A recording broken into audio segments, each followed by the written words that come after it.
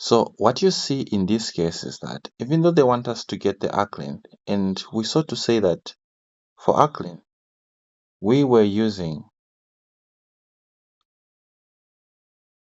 the integral from a to b of root 1 plus, and then we had f prime of a function x or maybe y, and then of course this has to be squared.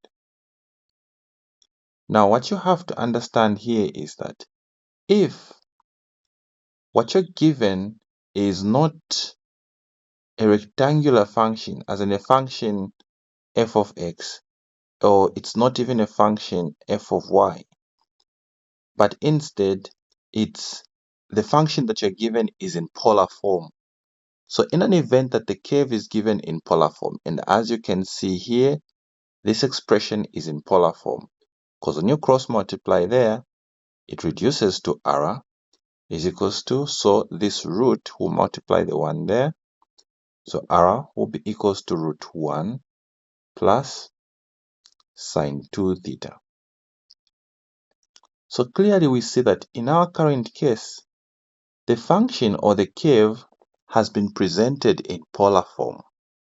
So in an event that the function has been presented in polar form, then to get its arc length, the formula changes a little bit. So the formula for the arc length now will become the limit. So the limits will now be, like in this case, these will now be functions of the angle theta, meaning that now this is going to be with respect to theta.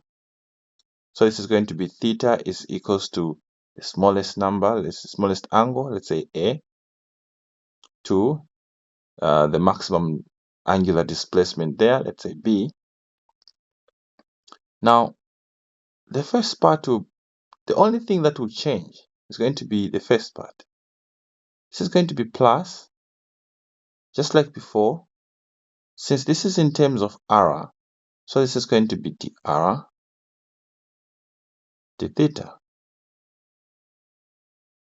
but squared. If you think about it, this is similar to when the function was f of x. We differentiate f with respect to x and then we square it. The major difference in the formula now is what comes here. When it was rectangular, f of x or f of y, the first part was just a 1. But in this case, the first part has to be r squared. So whatever this is squared. So this is if the function is presented in polar form. So this is how the formula now changes to become. To demonstrate the use of this, we have this example that came for the regulars. So how do we use that? So we already rewrote the function so that it was now r is equals to that.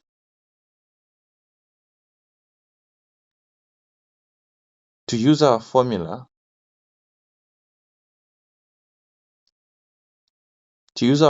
here, we see that we need first to get dr d theta. So how do we differentiate this expression? Well, to differentiate this, we can start by trying to rewrite it, because this is actually possible. We can write this in a much more simpler way, or we can even try to differentiate it directly from here.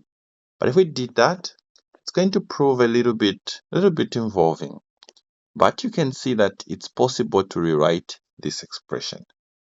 Now, if we wanted to rewrite it, first of all, what do we see?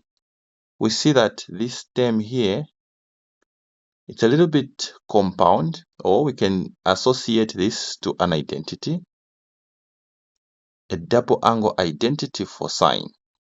If you had sine 2 theta, you should recall that this will be equal to 2 sine theta cos theta. So this is the double angle identity for sine. When the two angles are the same, it reduces to this, meaning that now r can be rewritten to become root 1 plus, in place of sine 2 theta, we now have 2 sine theta cos theta. Okay, that's just step 1. Now, is it possible to combine these two? Well, it is. How are we going to do that? We're going to use a trick here. You rarely use this trick, but every now and then you need to see that. Of course, you only do this when it is beneficial. And in this case, it is. You'll see how. We have to observe that here 1 can actually be associated to a trig identity. What trig identity do we see? This is sine squared theta plus cos squared theta. This is equal to 1. So this allows us to plug in sine squared theta plus cos squared theta where we have that 1. So that now our expression for r becomes the root of sine squared theta plus cos squared theta. All this is just a 1. And then the last part is this, which is 2 sine theta cos theta. So this is what r is. Why are we doing all this? We're just trying to find a simpler way. Is it possible to write r in a more simple way, much more simpler way to view it, so that when we start differentiating, it will be easier. Here it is actually possible. You see, at this point we have done everything we wanted. We're about to do the last step. But to make it more obvious, I'll just write this so that now I'll split the squared terms. I'll take one squared term to the far end, it doesn't matter which one,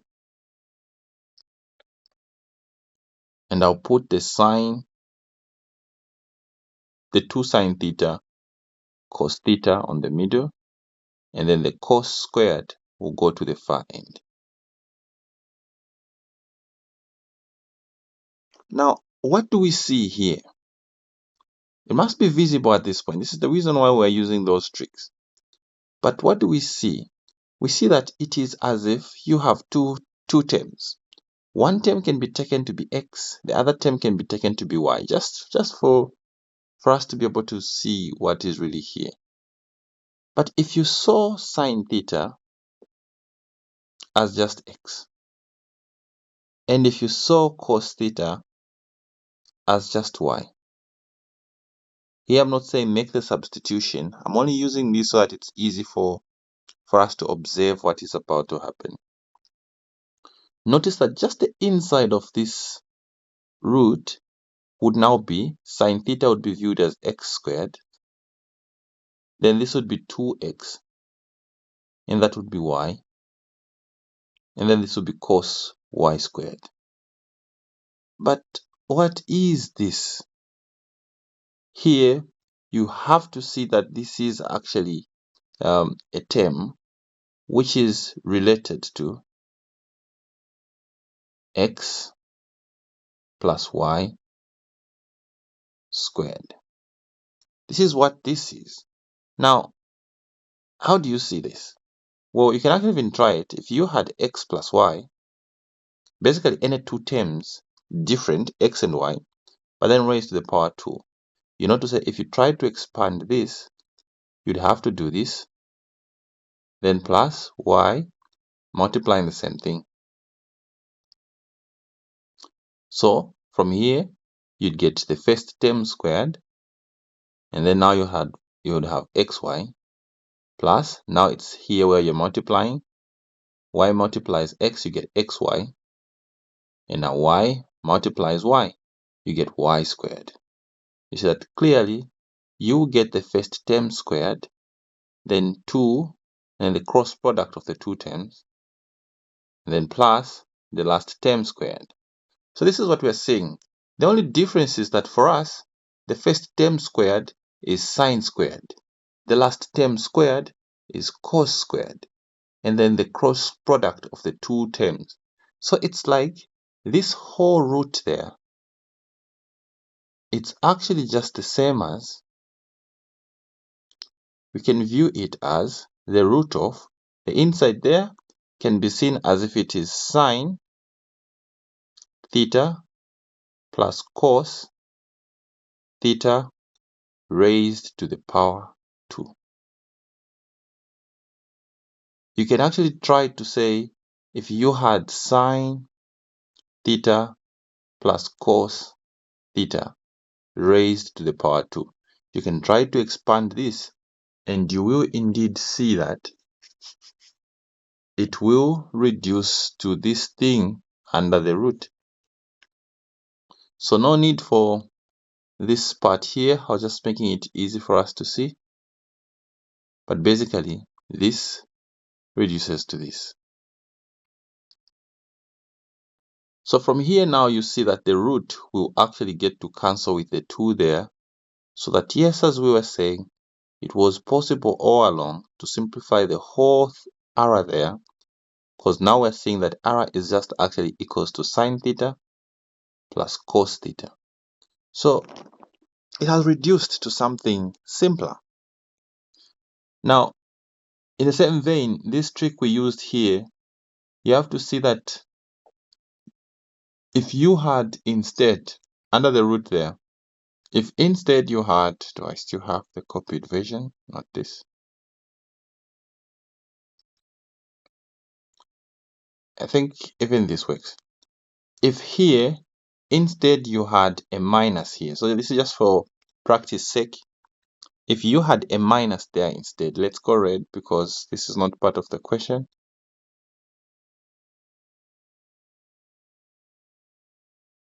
If this was instead a minus in between there, what would be the answer? It's actually similar. Now this would be r. Again, you'd still use that sine squared here, where there's 1, and cos squared here. All this is just for 1. Then you have minus. For sine 2 theta, you'd still use the same double angle identity. Sine theta, cos theta. And now this would be, when you write this separately, sine squared theta minus 2 sine theta cos theta, and then plus, now cos squared goes at the far end. Notice that this is all similar to this one here. The only difference is that the 2 sine theta cos theta now has a minus between. That's the only difference here. But what does that change?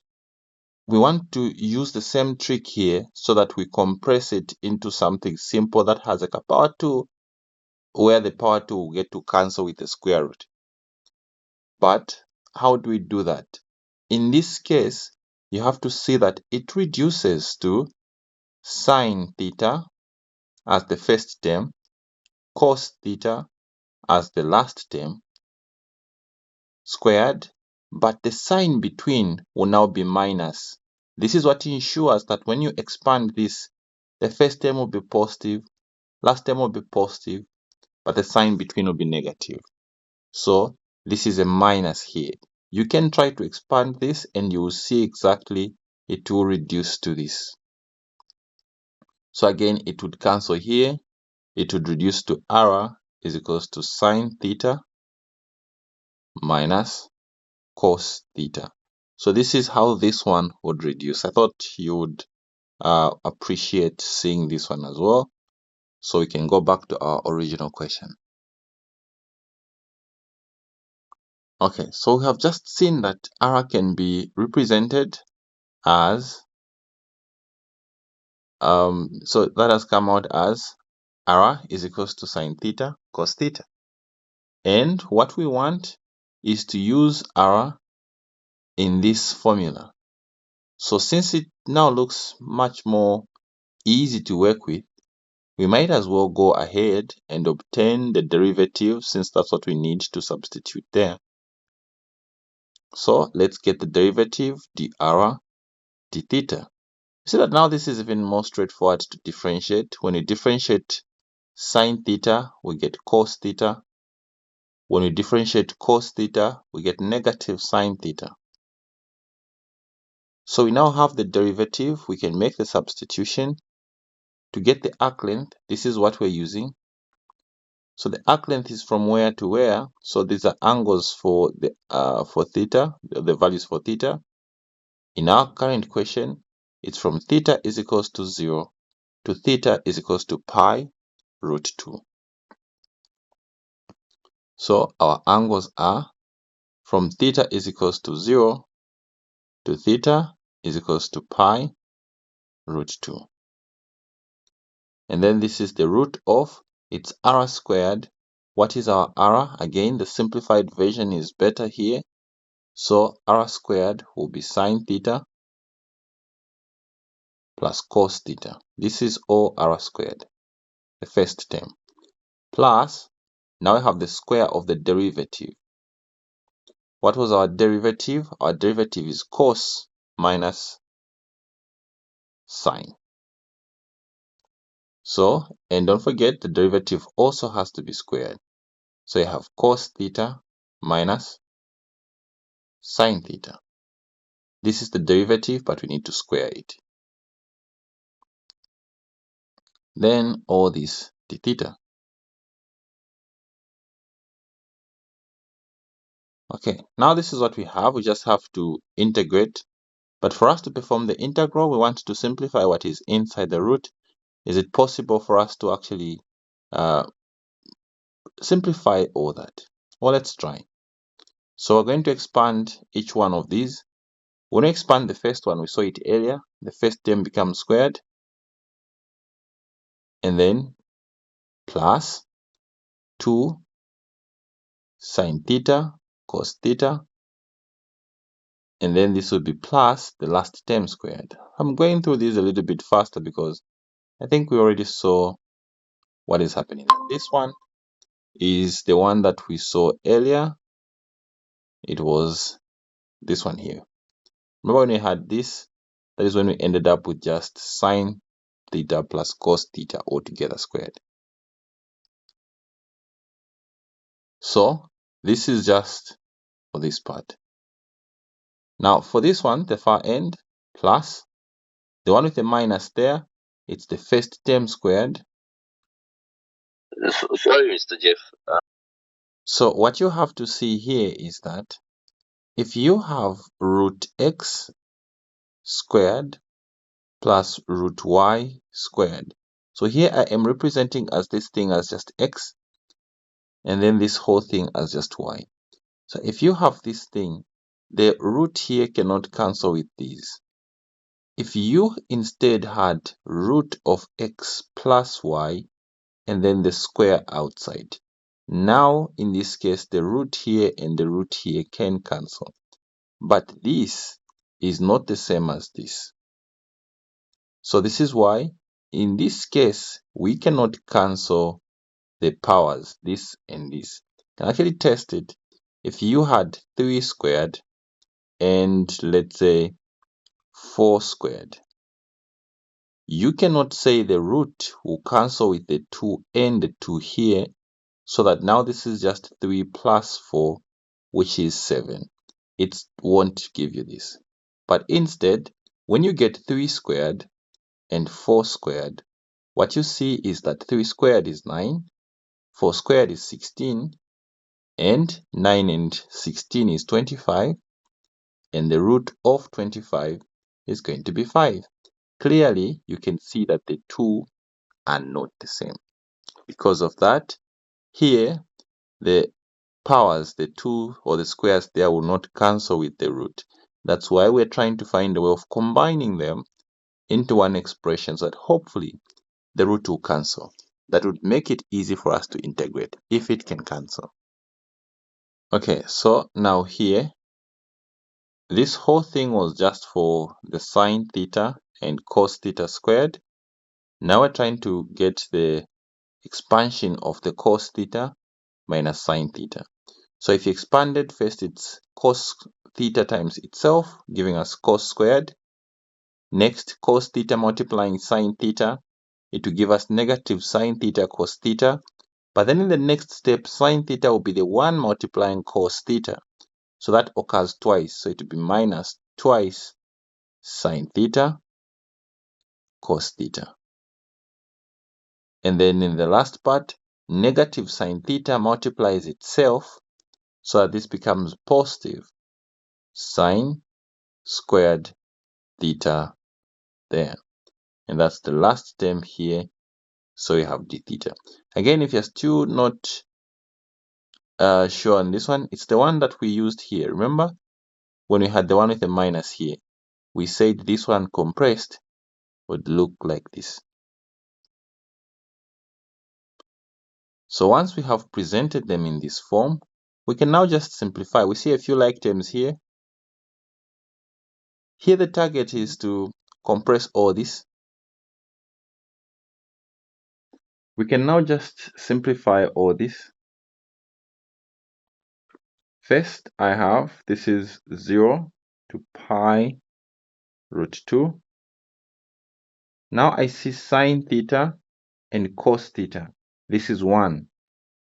So that is going to be 1 there, 1. So this plus this, sine squared plus cos theta, plus sine squared plus cos squared, that's a 1. Then I still have the 2 sine theta cos theta between them. Then I come this side, again I see cos squared and sine squared. Again, that's a 1. So I'll say plus 1. But now here I have negative 2 sine theta cos theta, meaning I'll have negative 2 sine theta cos theta. Then d theta. Now 1 and 1 will give us 2. So this is now from 0 to pi root 2. But positive 2 sine theta cos theta minus 2 sine theta cos theta, that gives us a 0, meaning that we remain with only root 2 d theta. Root 2 is a constant, it comes out. So this is our integral now, d theta. And when we integrate d theta, we get theta, changing from 0 to pi root 2. So now we just substitute the limits. We've integrated, and the minute I integrate, the symbol for integration is not there anymore. So now we substitute our limits. The upper limit comes first. When theta is pi root 2 minus when theta is 0. But when theta is 0, the whole thing just becomes 0. So in the end, it's just root 2 times root 2, which will give us 2 there. So the answer becomes 2 and whatever the units here. So that becomes the arc length.